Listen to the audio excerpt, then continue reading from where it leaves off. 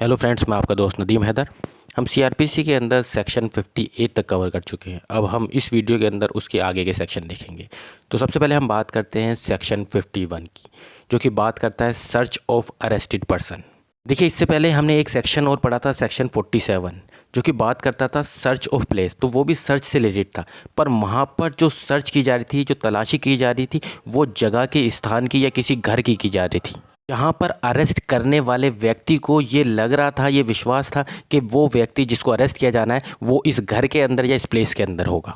पर अगर बात करते हैं सेक्शन 51 की, तो यहाँ पर जो सर्च की जा रही है, तलाशी जो ली जा रही है, वो जो व्यक्ति गिरफ्तार किया गया है उस व्यक्ति की तलाशी ली जा रही है।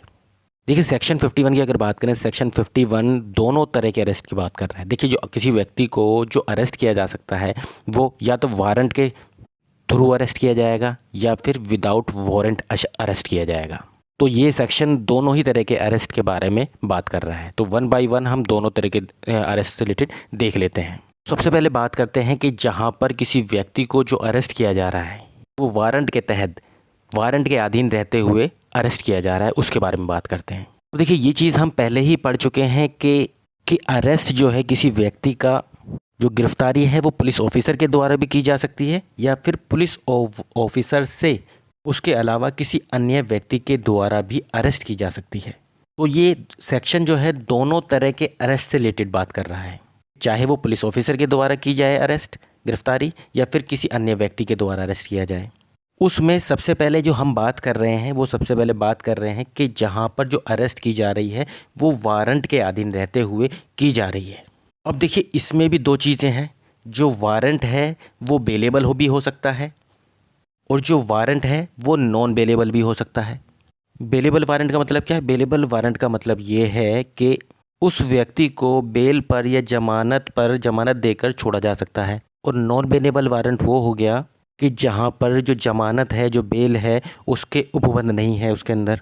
पर देखिए, इसका मतलब ये नहीं है कि नॉन बेलेबल अगर वारंट है तो उसको जो है बेल पर नहीं छोड़ा जाएगा। ये कोर्ट की डिस्क्रेशन पावर होगी। कोर्ट जो है सुनने के बाद ही उसको बेल ग्रांट करेगा। जबकि जो बेलेबल वारंट है वहाँ पर उसका राइट है, अरेस्ट किए गए व्यक्ति का वहाँ पर वो राइट है। और नॉन बेलेबल में यहाँ पर कोर्ट की डिस्क्रेशन है। कोर्ट सुनने के बाद डिसाइड करेगा कि उसको बेल पर छोड़ा जाए या नहीं छोड़ा जाए, जमानत दी जाए या नहीं दी जाए। तो हम बात कर रहे थे कि जहाँ पर व्यक्ति को वारंट के अंडर रहते हुए, उसके अधीन रहते हुए अरेस्ट किया गया है। तो नॉन बेलेबल वारंट के केस में जहाँ पर जो है जमानत लिए जाने का उपबंध नहीं है, या फिर अगर वो बेलेबल वारंट है, मतलब जमानत लिए जाने का उपबंध है, पर जो गिरफ्तार किया गया व्यक्ति है वो जमानत नहीं दे सकता है, मतलब जो अरेस्टेड पर्सन है उसके द्वारा बेल जो है फर्निश नहीं की जा सकती है, उस केस में जो पर्सन अरेस्ट किया गया है, गिरफ्तार किया गया है, उसकी तलाशी ली जाएगी और उसके पास जो भी आर्टिकल्स, जो भी कुछ भी वस्तुएं पाई जाएंगी, सिर्फ जो नेसेसरी वियरिंग है, मतलब कि जो उसने कपड़े पहन रखे हैं, जो वस्त्र, उनको छोड़कर, जो आवश्यक वस्त्र हैं उनको छोड़कर जो भी कोई और वस्तुएं उस व्यक्ति के पास पाई जाएंगी, उन सभी उस चीज़ों को जो है सीज़ कर दिया जाएगा और उनकी एक लिस्ट बनाई जाएगी उन आर्टिकल की कि कौन कौन सी चीज़ जो है उस व्यक्ति के पास पाई गई हैं। और जो पुलिस ऑफिसर है उन सारी चीज़ों को, जो आर्टिकल्स को जो है अपने कब्जे में ले लेगा, सीज़ कर देगा और अपने पास रख लेगा। और जैसे मैंने आपको बताया कि जो लिस्ट बनाई जाएगी उसकी एक रसीद जो है, जो अरेस्टेड पर्सन है, जो गिरफ्तार किया गया व्यक्ति है, उसको दे दी जाएगी। ये चीज़ें जो हैं वो सीज़ की गई हैं उसकी। अब बात करते हैं कि जहाँ पर किसी व्यक्ति को विदाउट वारंट अरेस्ट किया गया है, तो जैसे कि हम पहले पढ़ चुके हैं कि पुलिस ऑफिसर भी विदाउट वारंट अरेस्ट कर सकता है और प्राइवेट पर्सन भी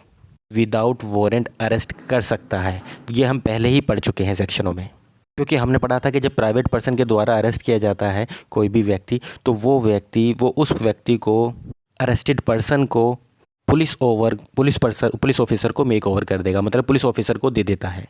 तो अगर कोई व्यक्ति विदाउट वारंट अरेस्ट किया गया है, उस केस में अगर वो नॉन बेलेबल ऑफेंस है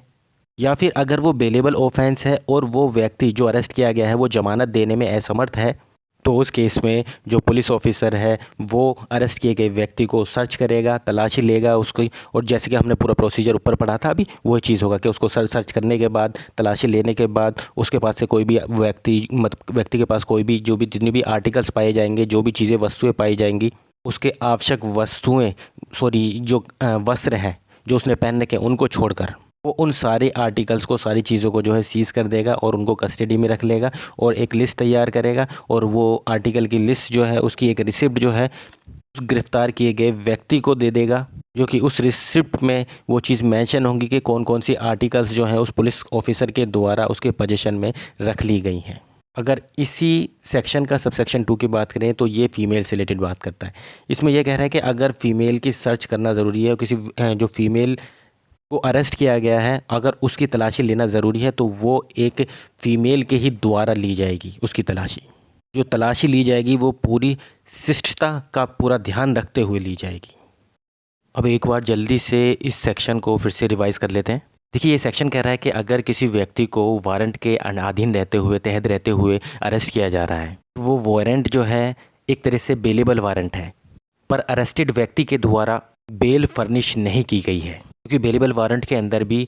अरेस्टेड पर्सन है उसके द्वारा ही अप्लाई किया जाएगा। कोर्ट खुद पे खुद नहीं बल्कि उसके अप्लाई करने पर उसको छोड़ेगी। तो अगर बेलेबल वारंट है और उस व्यक्ति के द्वारा अप्लाई नहीं किया गया है, बेल फर्निश नहीं की गई है, या फिर अगर नॉन बेलेबल वारंट है, वो कोर्ट ने जो है उसको सुनने के बाद बेल पर नहीं छोड़ा है। अब बात करते हैं दूसरे केस की कि अगर जो पर्सन को अरेस्ट किया गया है वो विदाउट वारंट अरेस्ट किया गया है। अब उसमें भी ये हो सकता है कि बेलेबल ऑफेंस हो सकता है या नॉन बेलेबल ऑफेंस हो सकता है। अगर नॉन बेलेबल ऑफेंस है उस केस में अगर कोर्ट के द्वारा उसको बेल नहीं दी गई है, और अगर बेलेबल ऑफेंस है तो उस केस में उस व्यक्ति ने अगर बेल फर्निश नहीं की है, मतलब जमानत देने में वो असमर्थ है, तो उस केस में, तो इन सभी केसों में जिस पर्सन को अरेस्ट किया गया है उसको सर्च किया जाएगा, उसकी तलाशी ली जाएगी, उसके जो पहनने के आवश्यक वस्त्र हैं उनको छोड़कर अगर कोई भी आर्टिकल, कोई भी वस्तुएं उस व्यक्ति के पास पाई जाती हैं तो उन सब को कस्टडी में ले लिया जाएगा, सीज़ कर दिया जाएगा और उनकी एक लिस्ट बनाई जाएगी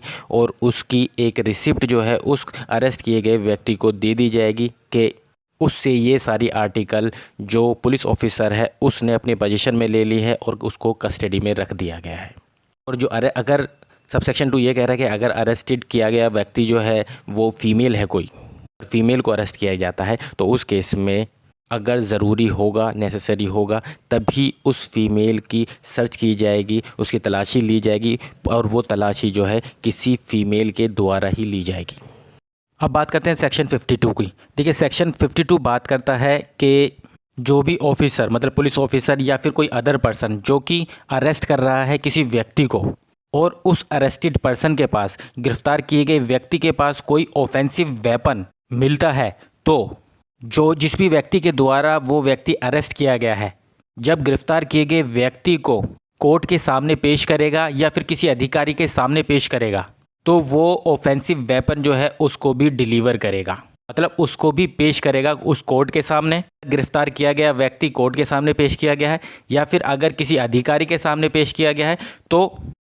ऑफेंसिव वेपन जो है गिरफ्तार किए गए व्यक्ति के साथ उस ऑफेंसिव वेपन को भी पेश किया जाएगा। ये सेक्शन बस इतनी सी बात करता है। Thank you very much.